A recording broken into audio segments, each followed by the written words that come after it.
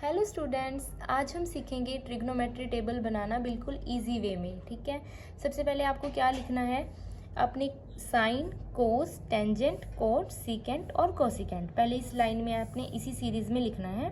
उसके बाद यहाँ पे आपने एंगल्स लिखने हैं 0 डिग्री, 30 डिग्री, 45 डिग्री, 60 डिग्री और 90 डिग्री। उसके बाद आपको साइन की वैल्यू को याद रखना है।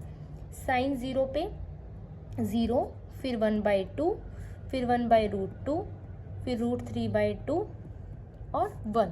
इसके बाद आपको बिल्कुल आसान हो जाएगा टेबल को बनाना।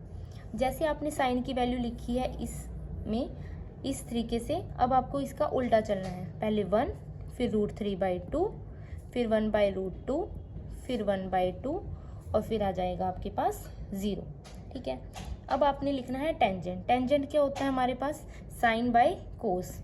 इनको डिवाइड करके लिखेंगे, कितना आ जाएगा हमारे पास, जैसे कि टेंजेंट थीटा की वैल्यू हमें पता है ना, साइन थीटा अपॉन में कॉस थीटा यही होती है।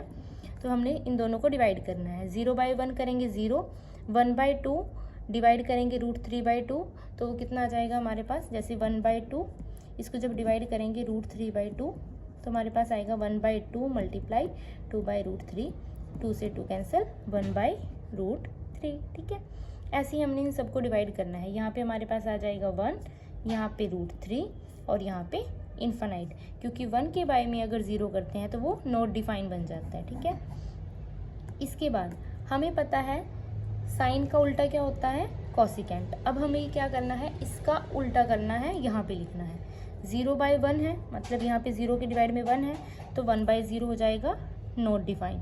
फिर इसका उल्टा करके लिखेंगे, क्या आ जाएगा 2, यहाँ पे क्या आ जाएगा √2, फिर 2/√3 और यहाँ पे क्या आ जाएगा 1।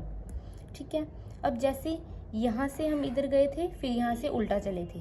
ठीक है, सेम ऐसे करेंगे, इधर से उल्टा लिखना स्टार्ट कर देंगे 1, 2/√3, फिर यहाँ पे क्या आएगा √2, फिर 2 और यहाँ पे नॉट डिफाइन इन्फिनिटी। ठीक है, अब हमारे पास कोट थीटा की वैल्यू क्या होती है हमारे पास, कोस थीटा अपॉन में साइन थीटा।